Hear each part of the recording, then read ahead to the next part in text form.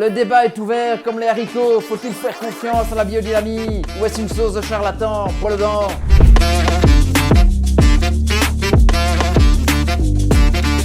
La biodynamie est une sorte de bio plus. Pourquoi? Because la science des chiffres. La viticulture traditionnelle autorise 300 substances et adjuvants technologiques et techniques de vinification. Le bio traditionnel en autorise environ 70. Et la biodynamie, tenez-vous bien, j'espère que vous êtes assis, c'est uniquement comme les 7 nains de Blanche-Neige et les 9 nabots. L'astuce, bien entendu, il y a toujours une astuce, vient sur les préparations qu'on met en plus et qui fleurent bon le remède d'arracheur de dents. Ce sont des tambouilles un peu bizarroïdes, comme par exemple la bouse de vache qu'on doit enterrer dans une corne et puis dans le sol une nuit de pleine lune en chantant les copains d'abord. Puis 6 mois après, on doit la déterrer et la dynamiser dans un chaudron de cuivre en tournant dans le bon sens, sinon ça vous pète à la gueule. D'ailleurs, c'est du fait qu'on la dynamise que vient le terme de biodynamie. Certains croient à des elfes magiques qui font des choses tellement essentielles qu'on ne les voit jamais. Des archanges qui auraient élu domicile comme par hasard dans la cave à vin. Ils auraient pu dormir dans ma chambre, mais c'était trop facile bien sûr. Ou encore des moucherons qui voudraient nous dire des choses, mais on est trop occupé à les savater pour les écouter. La science n'a jamais rencontré d'elfes des bois dans les bois, ni d'archanges alcooliques et dipsomanes.